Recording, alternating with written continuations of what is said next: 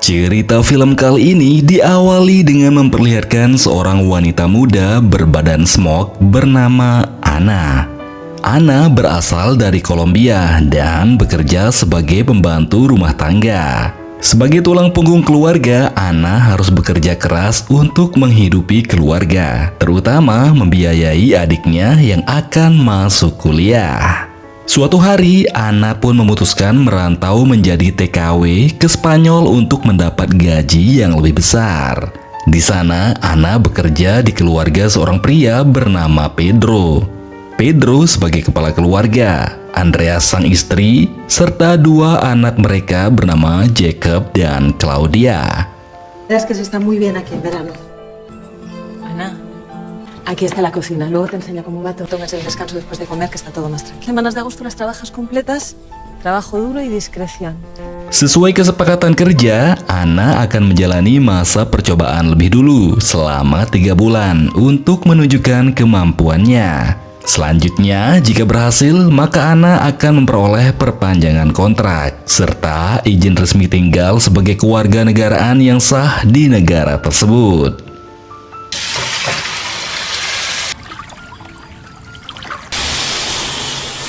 ¿Todo bien? Sí, sí, señor. Aktivitas sebagai pembantu rumah tangga pun mulai dijalani oleh Ana. Setiap hari dia harus bangun pagi untuk memasak, mencuci, membersihkan kolam, serta semua pekerjaan rumah lainnya. Sehingga di sini Ana bisa dibilang adalah wanita yang tangguh dan kuat karena mampu bertahan dengan pekerjaan yang penuh tekanan dan disiplin dari majikannya. Selanjutnya, selepas bekerja, Ana melihat seekor kucing lucu yang menarik perhatiannya. Namun sayang, perhatian Ana kepada kucing itu dilarang keras oleh Pedro, sang majikan. Ana, ¿qué haces? ¡Fuera, gato! ¡Fuera! Cago en el código, Ted. ¿Cómo se te ocurre darle de comer a un gato en el jardín? Ahora va a venir todos los días, me va a estropear el huerto. Pedro beralasan kucing itu adalah hama yang bisa merusak kebunnya. Oleh karena itulah, dia menegur Ana agar mencegah kucing masuk ke pekarangan rumahnya. Setelah insiden kecil itu, Ana kemudian menyempatkan diri menelpon ibunya. Dalam perbincangan tersebut, sang ibu memberitahu Ana kalau adiknya yang bernama Eva akan melanjutkan pendidikan di Fakultas Kedokteran. Namun, biaya pendidikan yang sangat besar membuat ibunya sangat khawatir. Mendengar keluhan dari sang ibu, Ana pun berjanji akan bekerja lebih keras untuk membiayai pendidikan adiknya. Meskipun padahal faktanya, gaji yang diterima Ana sangatlah pas-pasan. Untuk menenangkan pikirannya, Ana pun istirahat sejenak di pinggir kolam sambil nyebat. Di momen itu, Jacob anak majikannya yang ingin berenang tiba-tiba datang menyaksikan Ana sedang nyebat. Tapi beruntung Jacob berbaik hati dan berjanji nggak akan mengadu pada orang tuanya. Buen día, Ana. Que tranqui, que no digo nada, soy una tumba. Meskipun begitu, Ana tampak masih sangat panik, sehingga tanpa sengaja dia pun menjatuhkan patung koleksi bernilai sangat mahal. Dia pun kemudian dengan cepat mengambilnya dan akan memperbaikinya kembali sebelum ketahuan oleh majikannya. Keesokannya, Ana diperintahkan menerima paket majikannya yang baru saja datang. Dibantu pembantu tetangga sebelah bernama Gisela, Ana pun membawa paket tersebut masuk ke dalam rumah. Di sini tampak kedua pembantu ini langsung sangat akrab karena ternyata mereka berasal dari negara yang sama. Colombiana. Sí, como tú. Selanjutnya, saat acara makan malam bersama, para tamu majikannya memuji masakan Ana yang sangat lezat. Namun Ana nggak berbesar kepala dengan pujian itu karena dia sadar masakan tersebut juga atas bantuan Gisela dan Pedro majikannya.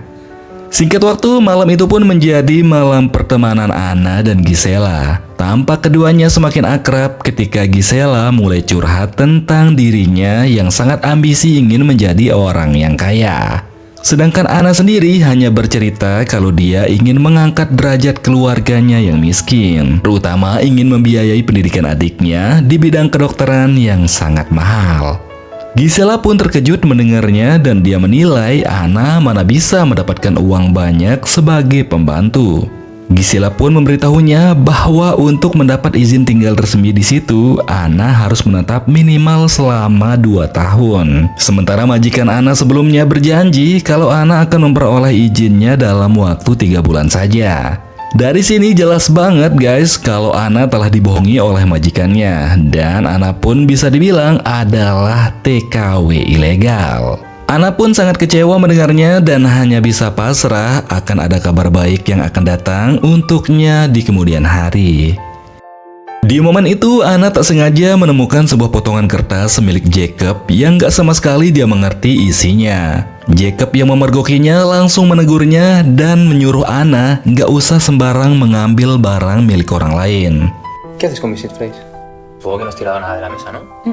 Namun karena sangat penasaran, Anna pun mencoba menanyakan hal itu pada majikannya di sela-sela pesta sedang berlangsung. Akan tetapi bukannya dijawab, Anna justru mendapat sikap ketus dari majikannya. Sehingga dari sinilah Anna mulai sedikit percaya dengan ucapan Gisela yang bilang kalau majikannya adalah seorang pembohong. Anna pun kemudian menemui Gisela guna mencari solusi atas semua kebimbangan yang dia rasakan saat ini. Karena merasa sangat kasihan pada Anna, akhirnya Gisela pun mengajaknya untuk healing sejenak ke pinggir pantai. Tempat di mana biasa Gisela bertemu dengan teman-temannya yang juga bekerja sebagai pembantu. Tada, Ana. Uy, qué guapa, ¿no? Chito. Y tú también, sobre todo nosotras. Sejak saat itu, Anna tampaknya mulai berani membuka diri pada orang lain. Dia bahkan mencoba mencari kenalan-kenalan baru dari sebuah aplikasi media sosial setelah diajarkan oleh Gisela. Namun, terlihat Anna juga masih sadar diri dengan posisinya yang hanyalah seorang pembantu. Sehingga dia pun gak mau terlalu berlebihan memakai media sosial tersebut. Sepulangnya, Anna langsung melampiaskan pikirannya yang kacau dengan menenggak minuman dan memakan potongan kue milik majikannya yang disimpan di kulkas. Beruntung, dia nggak kepergok dan berhasil bersembunyi setelah sesaat kemudian ternyata kedua majikannya masuk ke dalam dapur. Keesokan paginya, Pedro sang majikan memberi Anna racun kucing untuk membinasakan kucing-kucing yang masih masuk ke pekarangan rumahnya. Namun Anna yang sangat menyayangi kucing, dia pun kemudian mengganti racun itu dengan makanan kucing yang aman agar kucing-kucing tersebut bisa tetap hidup. Malamnya saat Anna istirahat sambil scroll-scroll medsos, tiba-tiba Gisela datang untuk mengajak Anna bersenang-senang. Meskipun awalnya Anna menolak karena majikannya menyuruh Anna agar tetap di rumah, namun Gisela berhasil membujuknya dan akhirnya Anna pun ikut dengan memakai pakaian yang sangat minim. Di tempat tersebut, terlihat Anna sangat menikmati pesta, namun dia tetap bisa menjaga harga dirinya saat seorang pria ingin mengajaknya bermain kuda lumping.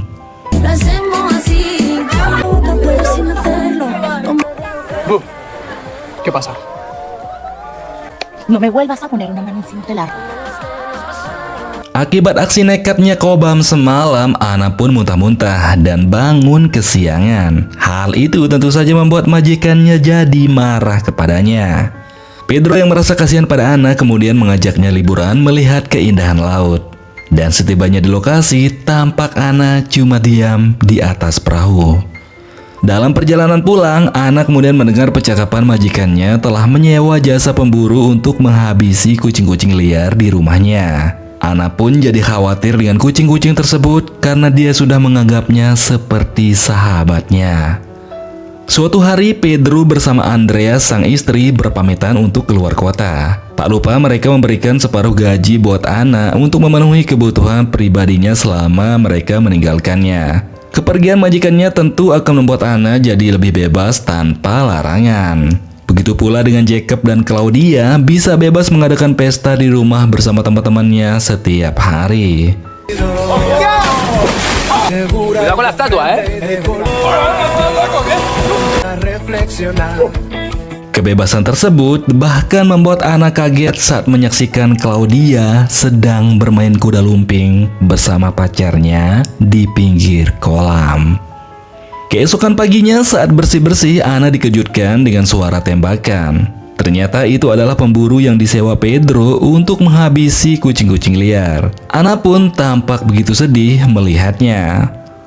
Kemudian siangnya, Ana mendapat telepon dari ibunya yang mengabarkan bahwa Eva adiknya berniat memutuskan berhenti dari kuliahnya. Ibunya juga bilang kalau Eva ingin menyusul Ana ke Spanyol untuk bekerja sebagai TKW.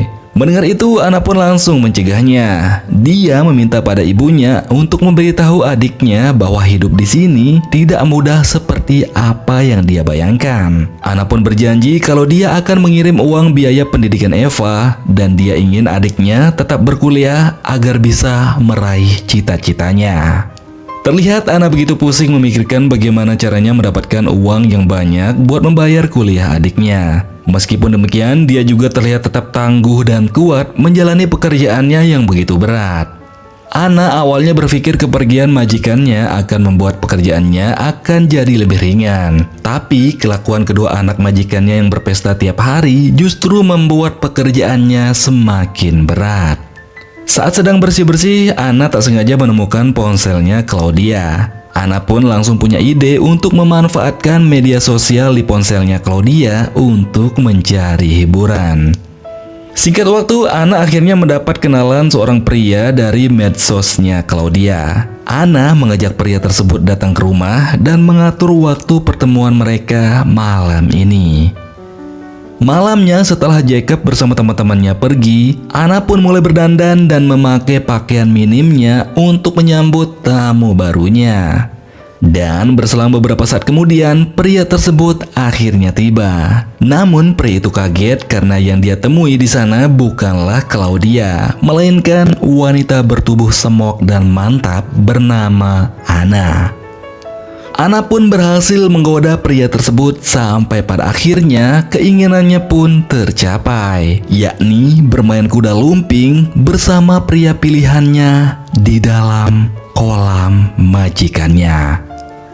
Keesokan paginya ketika Ana menyiapkan sarapan buat Jacob dan teman-temannya, di situ Jacob tiba-tiba nyeletuk bahwa dia ternyata mengetahui apa yang Ana perbuat semalam di kolam. Rupanya semalam Jacob belum pergi, dia ternyata kembali lagi untuk mengambil dompetnya yang tertinggal, sehingga dia pun menyaksikan Ana sedang bermain kuda lumping dengan seorang pria. Ana pun sangat kaget mendengarnya dan hanya bisa terdiam dan berharap Jacob tidak mengadu pada orang tuanya.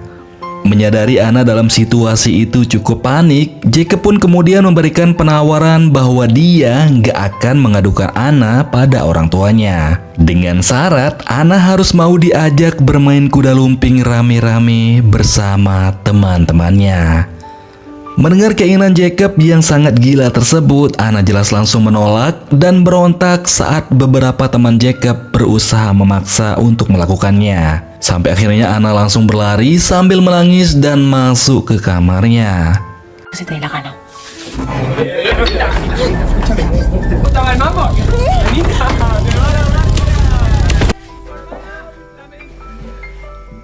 Di sana Ana kemudian sangat menyesali perbuatannya. Kini masalah jadi semakin banyak memenuhi pikirannya Ana, terutama masalah biaya kuliah adiknya yang belum dia dapatkan.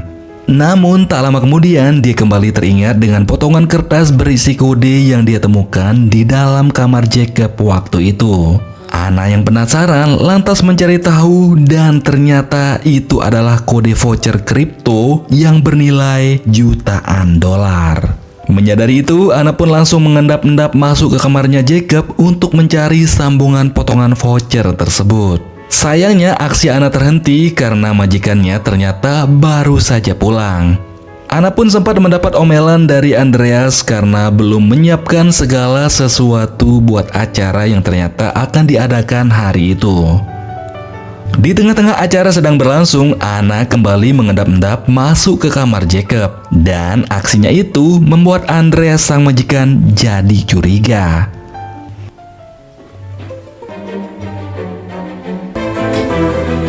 Ana, ¿puedes saber qué haces? Andreas pun berhasil memergoki Ana berada di kamar Jacob sedang memegang sebuah lukisan. Namun beruntung Ana sudah berhasil mengambil potongan voucher kripto tersebut. Akibat perbuatannya, Ana pun langsung dipecat oleh majikannya. Tapi Ana nggak sedikit pun bersedih, yang ada Ana justru bersyukur karena dia akhirnya bisa bebas dari pekerjaannya yang ilegal tersebut. Meskipun hanya bekerja sebagai pembantu dengan gaji yang pas-pasan dan berstatus TKW ilegal, tapi di akhir cerita Anna berhasil mencairkan voucher kripto senilai jutaan dolar milik Jacob tersebut. Sehingga dengan senyum penuh kebebasan, Anna pun bisa pulang membawa harapan besar buat ibu dan adiknya.